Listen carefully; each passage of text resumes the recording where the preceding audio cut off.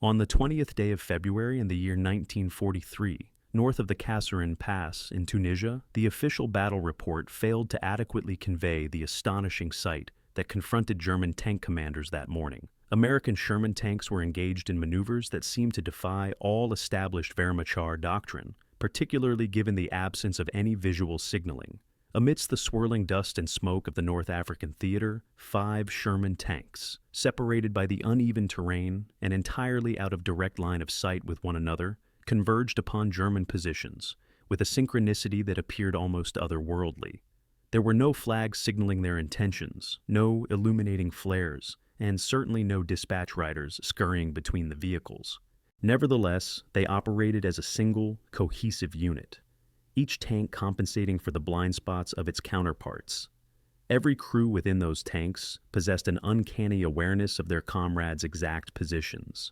In stark contrast, German Panzer IV tanks, outfitted with Fuji 5 radios, struggled to discern their own company commanders' voices through a constant barrage of static that overwhelmed their amplitude modulation systems.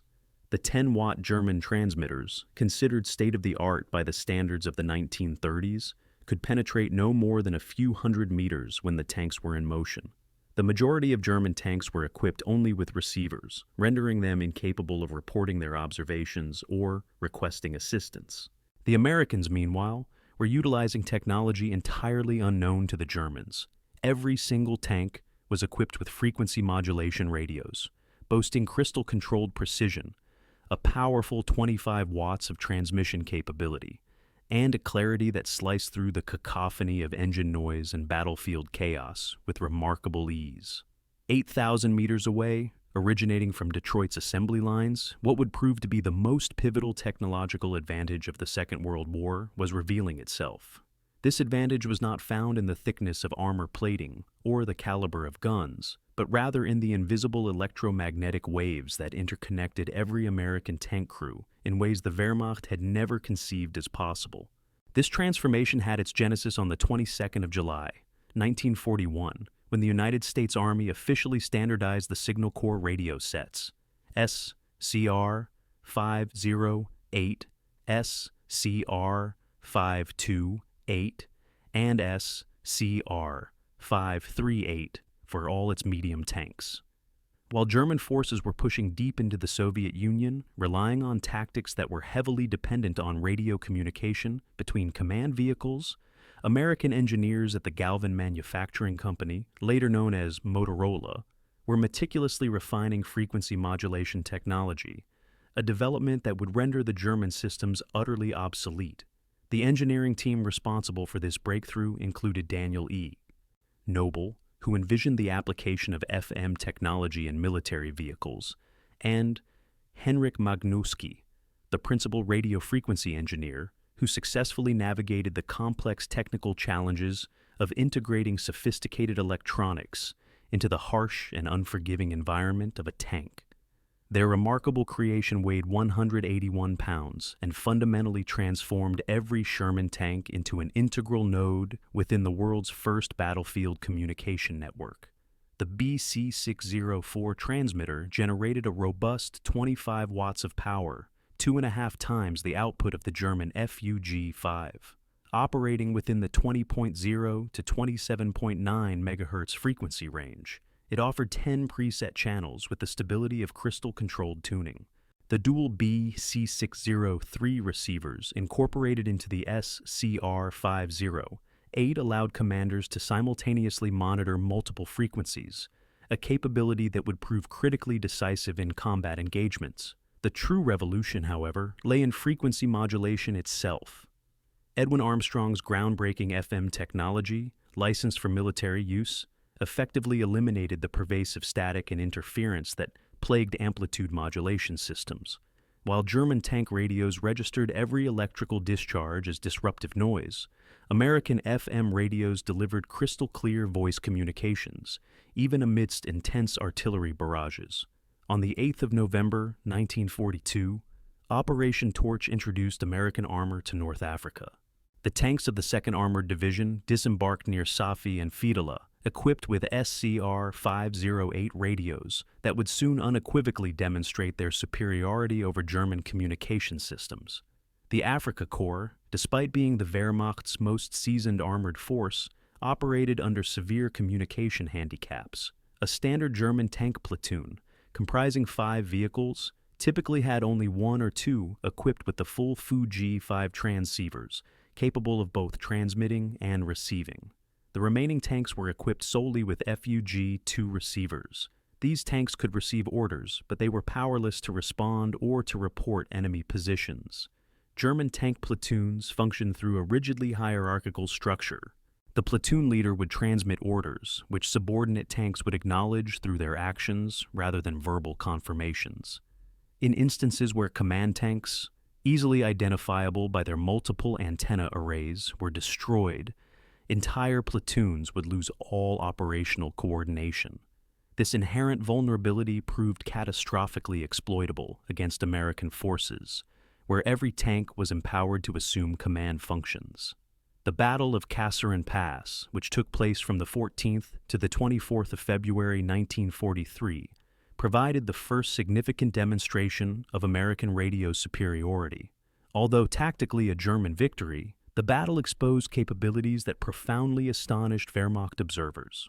During the chaotic fighting, scattered elements of the United States 1st Armored Division maintained remarkable coordination across 50 miles of battlefield. Tank crews who had never previously interacted executed coordinated attacks, alerted each other to impending threats, and called for crucial artillery support through their impeccably clear FM communications. German signals intelligence units, intercepting American transmissions, noted their exceptional clarity and sophisticated coordination. The intelligence section of the 10th Panzer Division reported that American units maintained communication at ranges where German radios produced nothing but static. Even more disturbing was the realization that seemingly every American tank was capable of full transmission, a capability not limited to command vehicles. The German Fu-G5 radios, operating on amplitude modulation within the 27.0 to 33.3 MHz range, suffered from fundamental limitations. Their 10-watt transmitters struggled to achieve distances of 2 to 3 kilometers under ideal conditions, with this range shrinking to mere hundreds of meters when the vehicles were in motion. Every spark plug firing, every electric motor, and every track movement generated interference that AM systems were utterly incapable of filtering. September of 1943 saw American armor deployed to Italy, where the mountainous terrain should, by conventional wisdom, have negated any radio advantages. Instead, FM technology proved even more invaluable in conditions that rendered German AM radios utterly useless. The frequency modulation of the SCR-508 handled the complex multipath interference common in mountain valleys far more effectively than amplitude modulation. American tanks were able to coordinate their movements through terrain where visual signals were impossible and where German radios had completely failed during the advance toward Cassino. American armored units displayed operational capabilities that defied German comprehension. Tank platoons, separated by ridgelines, executed coordinated attacks with a precision that German doctrine dictated absolutely required direct visual contact. The after-action reports from the 1st Armored Division described routine coordination at distances where German radios produced nothing but static. On the 6th of June, 1944, as Sherman tanks rolled off the landing craft at Normandy, their SCR-508 radios maintained vital contact with naval fire support, a level of coordination entirely impossible with existing German technology. However, the intense hedgerow fighting revealed a critical deficiency. Tank radios were unable to communicate with infantry radios, which operated on entirely different frequency bands. The infantry's SCR-300 operated on the 40.0 to 48.0 MHz range, making it incompatible with the tank's 20.0 to 27.9 MHz spectrum.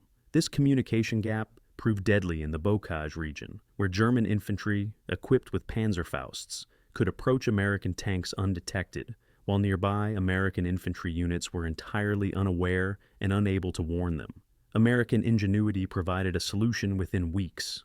Tank crews ingeniously mounted E-8 field telephones and ammunition boxes that were welded to the exterior of the tanks, wired directly to the internal communication systems.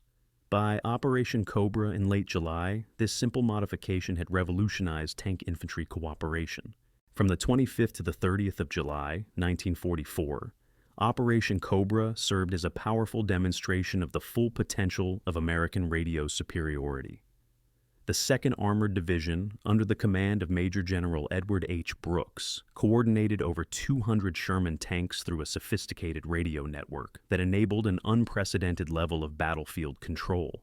German defenders from the Panzer-Lehr Division faced an adversary that seemed to possess an almost supernatural awareness. American tanks responded instantaneously to threats reported by other units located miles away. Artillery strikes, meticulously coordinated through tank radios, arrived within minutes of target identification. The contrast with German capabilities was stark. Panzer-Lehr, once Germany's premier armored division, had been reduced to a state of communication poverty. Most of its tanks operated without radios, relying instead on visual signals in terrain where visibility rarely extended beyond 100 meters. The few radios that were functional suffered from severe interference and limited range, rendering effective coordination impossible. The irony was profound. Germany had been the pioneer in radio utilization in armored warfare. Heinz Guderian, the architect of Blitzkrieg, had insisted on the inclusion of radio equipment in tanks as far back as the 1920s. His seminal work, Achtung Panzer, published in 1937, unequivocally emphasized communication as an essential element of armored operations. Guderian had personally overseen the development of radio communication systems that enabled tank officers to effectively coordinate complex attacks. He understood that rapid armored advances were intrinsically dependent on reliable communication. Yet, by 1943, German tank production was incapable of supplying the very radios that Guderian's own doctrine demanded. German production statistics painted a stark picture of this crisis. In 1943, Germany manufactured approximately 5,700 medium tanks, but fewer than 2,000 FUG transceivers. A significant portion of these radios were allocated to command vehicles and assault guns, leaving regular tank units desperately short of essential communication equipment. Soviet tank forces faced an even more dire communication deficiency. The T-34, despite being the most widely produced Allied tank, typically entered combat without any radio equipment whatsoever. Soviet doctrine relied heavily on flag signals and pre-battle planning, a strategy that resulted in catastrophic losses against German forces in 1941. By 1943, Lend-Lease aid provided some much-needed relief. American radios, including SCR-508 sets, were equipped to Soviet command tanks, but even by the war's conclusion, only about 25% of Soviet tanks were fitted with radios. This comparison starkly highlighted the magnitude of American achievement. While the Soviet Union struggled to equip even a quarter of its tanks with any radios, America achieved 100% deployment of sophisticated FM systems. Motorola's Chicago factory epitomized American industrial mobilization at its absolute peak. Prior to the war, the company had focused on manufacturing car radios. The transition to military production necessitated a complete retooling of their facilities and the surmounting of unprecedented technical hurdles. Each 508 SCR radio comprised 2,748 individual components, all manufactured to exceptionally exacting standards. The BC604 transmitter alone contained 474 capacitors and 385 resistors. Crystal oscillators had to maintain unwavering frequency stability, despite extreme temperature fluctuations and the violent vibrations of combat. Production statistics clearly illustrated the immense power of American industry. In 1942, 3,800 SCR-508 family radios were produced. In 1943, this figure surged to 11,400 units, and in 1944, an astounding 24,000 units were manufactured, bringing the total wartime production to over 50,000 tank radio sets. This remarkable production miracle ensured that all 49,324 Sherman tanks manufactured during the war were equipped with sophisticated radio equipment, an accomplishment that no other nation could match. The advantages of the SCR-508 extended far beyond the basic principles of frequency modulation. Crystal-controlled frequency stability meant that tanks could preset their channels before engaging in battle and maintain precise alignment despite the arduous conditions of combat. German Fuji 5 radios, relying on variable capacitor tuning, constantly drifted off their designated frequencies. The dual receiver configuration allowed commanders to simultaneously monitor their platoon's net and the company command net, facilitating the instantaneous flow of orders down the chain of command, while enabling commanders to maintain a constant awareness of their subordinates' situations. The BC-606 intercom system integrated seamlessly with the radio, empowering all crew members to effectively alert the commander to any emergent threats. Throat microphones and noise-canceling headphones enabled crystal-clear communication during intense combat engagements. In contrast, many German tanks lacked intercom systems entirely, forcing their crews to communicate through physical contact or by shouting. Power management presented another distinct American advantage. The SCR-508 could operate on either 12 or 24 volts, automatically adjusting to the available power supply. The dynamo motor power supply provided a stable, filtered power source that effectively eliminated electrical interference. German radios, powered directly from the vehicle's electrical systems, were susceptible to picking up every spark as disruptive static. The tactical advantages conferred by the universal deployment of radios fundamentally transformed American armored doctrine. The combat command structure, characterized by flexible task forces organized for specific missions, relied entirely on dependable and reliable communications. American commanders could assemble ad hoc battle groups composed of units from various formations, confident in their ability to coordinate through universally compatible radios. This inherent flexibility deeply perplexed German commanders, who were accustomed to rigid organizational structures necessitated by their severely limited communications. During the Battle of Ericourt in September of 1944, the 4th Armored Division faced multiple German panzer brigades equipped with superior Panther tanks. The Germans held every advantage in terms of armor and firepower, but American radio coordination proved to be the decisive factor. Every Sherman tank was capable of instantly reporting enemy positions. Tank destroyers received crucial targeting information from tanks they could not visually identify. Artillery observers situated in Sherman command tanks were able to call in devastating barrages within mere minutes of target acquisition. Over a period of 3 weeks, the 4th Armored Division systematically destroyed 281 German armored vehicles while sustaining the loss of only 41 Shermans, a remarkable 7-to-1 kill ratio that utterly defied mere technical specifications. Throughout the war, German intelligence consistently failed to grasp the profound significance of American communication superiority. While combat reports frequently mentioned exceptional American coordination, these assessments attributed it to extensive training rather than technological prowess. A captured intelligence assessment from September 1944 stated, "American tank units demonstrate good radio discipline and coordination." This appears to result from extensive training and rigid communication procedures. This report entirely missed the crucial technological advantage at play. German tactics never truly adapted to these burgeoning American capabilities. They continued to target supposed command tanks based on their antenna configurations, failing to realize that every Sherman was capable of coordinating battlefield responses. They planned ambushes under the assumption that American tanks would lose coordination when separated, not comprehending that constant radio contact maintained unit cohesion regardless of visual proximity. By March of 1945, as American forces advanced toward the Rhine, their communication superiority reached its undeniable zenith.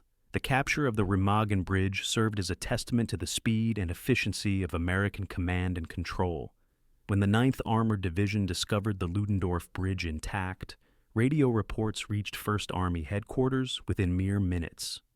Within an hour, divisions positioned across the entire front were shifting their operations to exploit this unprecedented opportunity. German forces, heavily reliant on telephone lines that American aircraft systematically destroyed, were incapable of mounting a response with comparable speed. American radio coordination effectively established an impenetrable defense of the bridgehead. Tank platoons from disparate battalions seamlessly integrated, coordinating their fires through robust radio networks. German counterattacks, hampered by severely deficient communication and poor coordination, arrived piecemeal and were systematically destroyed in detail. April of 1945 witnessed the encirclement of the Ruhr Pocket, a pivotal event that underscored the culmination of American communication superiority. American armored columns from the 1st and 9th Armies orchestrated a complex double envelopment maneuver, executed entirely through radio communications. Inside the pocket, 325,000 German troops found themselves trapped, partly due to the catastrophic collapse of their own communications. American fighter bombers, guided by radio-equipped forward air controllers, systematically dismantled German communication nodes. Wehrmacht units lost all contact with their higher headquarters and with each other. Field Marshal Walter Model's final messages, transmitted before complete communication failure, starkly revealed the desperate plight of the German forces. No contact with adjacent units. No communication with higher headquarters. Fighting continues, but coordination impossible. American radio superiority profoundly impacted the psychological experience of tank warfare. American crews fought with the unwavering assurance that they were never truly alone. Even when physically isolated, they remained intrinsically connected through the invisible network of radio waves. German tank crews, in stark contrast, experienced a profound sense of isolation. Unable to communicate effectively, they were often forced to fight individual battles within larger engagements. Otto Carius, one of Germany's most successful tank commanders, eloquently described the significant challenges posed by limited communications in his memoir, Tigers in the Mud, although his focus tended to be more on tactical aspects than the communication gap itself. The strategic implications of this disparity extended far beyond individual engagements. American advances throughout 1944 and 1945 maintained a relentless tempo, sustained in large part by radio coordination that German forces simply could not match. The Third Army's rapid advance across France was critically dependent on radio networks that maintained effective control across hundreds of miles. German commanders consistently underestimated American capabilities, because they were fundamentally incapable of conceiving of the profound communication superiority that the Americans possessed. Heinz Guderian, in his capacity as Inspector General of Armored Troops, recognized the severity of this problem, but found himself unable to implement a viable solution. In a memorandum dated December 1944, he acknowledged that American coordination effectively negated Germany's advantages in tank quality. Following Germany's unconditional surrender, American technical intelligence teams undertook a thorough evaluation of captured German equipment. Their findings unequivocally confirmed what combat experience had already strongly suggested. German tanks often boasted superior armor and armament, but suffered from catastrophically inferior communication systems. A United States Army Technical Intelligence Report, designated number 176, concluded that German tank communication equipment was approximately 5 years behind American systems. The absence of frequency modulation, the limited distribution of radios, and poor electrical suppression collectively created critical vulnerabilities. Soviet evaluators reached remarkably similar conclusions. The Red Army, granted access to captured German equipment, ultimately chose to replicate American radio designs rather than German systems for their own post-war development. Production and deployment statistics vividly illustrate the sheer magnitude of the American achievement. American radio production saw over 50,508/528/538 radios manufactured, while 49,324 Sherman tanks were produced, resulting in a 100% radio deployment rate. American tanks boasted 25 watts of transmission power and crystal-controlled frequency stability of plus or minus 0.01%. providing a range of 7 miles while moving and 10 to 15 miles when stationary. In contrast, German radio production included approximately 6,000 few G5 transceivers, with about 12,000 medium and heavy tanks produced, yielding a full transceiver deployment rate of only approximately 20%. Their transmission power was 10 watts, with frequency stability of plus or minus 1%, offering a range of merely 0.5 to 1 mile while moving and 2 to 3 miles when stationary. In terms of communication effectiveness, American fire missions averaged 3 to 5 minutes, while German missions took 15 to 30 minutes. 100% of American tanks achieved coordination, compared to only 20% of German tanks possessing full communication capabilities. The overwhelming radio superiority of Sherman tanks established fundamental principles that continue to govern armored warfare to this day. Modern main battle tanks are equipped with communication suites that trace their direct lineage back to these advancements, which, while digital now rather than analog, are fundamentally based on universal deployment and reliable coordination. The West German Bundeswehr, rebuilt in the 1950s, prioritized communications based on the hard-learned lessons of the Second World War. Every Leopard tank manufactured has consistently been equipped with comprehensive radio systems. A Bundeswehr training manual explicitly states, "The defeat of superior German tanks by inferior American vehicles with superior radios teaches that information dominance outweighs platform superiority." Modern conflicts continue to validate this critical lesson. In the 1991 Gulf War, coalition forces, possessing superior communications, decisively defeated Iraqi forces equipped with individually superior Soviet-designed tanks, but inferior radios. In 2003, American forces once again demonstrated that network-centric warfare triumphs over platform-centric warfare. The narrative of American Sherman tank radio superiority represents a decisive victory in the electromagnetic spectrum, proving to be more impactful than any advantages in armor or firepower. German tank crews fought their war largely oblivious to this profound revolution, discovering far too late that every Sherman tank was not merely a fighting vehicle, but a vital node within history's first true battlefield network. The SCR-508 radio fundamentally transformed the M4 Sherman from an adequate medium tank into an integral component of a sophisticated weapons system that encompassed every other American tank on the battlefield. This shift brought about a greater advantage than any enhancement in protective plating or offensive capability could have delivered. Each M4 Sherman tank was equipped with the instruments of triumph, not solely because of its 75mm cannon or angled hull, but due to the 181 pounds of radio apparatus that linked its occupants to every other American tank unit. This interlinkage fostered a shared awareness that no solitary German tank, irrespective of its edge and protection or ordnance, could contend with. The German military grappled with this truth through harsh lessons. At the Kasserine Pass within Italy's mountainous terrain, across the hedgerows of France, and in the concluding engagements on German soil, American tanks showcased a synchronized effort that German doctrine deemed unattainable without direct visual communication. The Wehrmacht never devised an effective rejoinder, as they failed to fully grasp the magnitude of the technological disparity. Field Marshal Wilhelm Keitel's reported remark upon Germany's capitulation: "We knew how to build better tanks, but you knew how to make them work." Together captures a fundamental verity, whether faithfully recounted or apocryphal. America had manufactured not merely 49,324 Sherman tanks, but 49,324 integral components within the world's inaugural networked armored combat environment. The paradigm shift in military strategy that scholars attribute to contemporary network-centric operations actually commenced in 1942 with the initial deployment of a Sherman tank equipped with an SCR-508 radio into active conflict. From that juncture forward, the nature of warfare was irrevocably altered. The belligerent with superior communication channels would vanquish the one possessing superior weaponry. The network would prevail over the individual platform, and those linked would triumph over the detached. This metamorphosis proceeded largely unseen by the German forces. They observed the American tactical prowess but failed to recognize its underlying technological basis until much too late.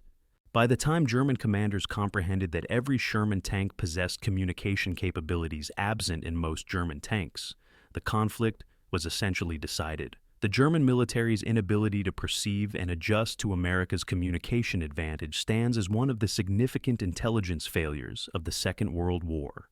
Despite innumerable clashes on the battlefield that highlighted America's coordinated strengths, German leadership never made resolving their critical communication deficiency a priority. They persisted in constructing more formidable tanks that engaged as isolated entities, while American forces developed adequate tanks that fought as cohesive units.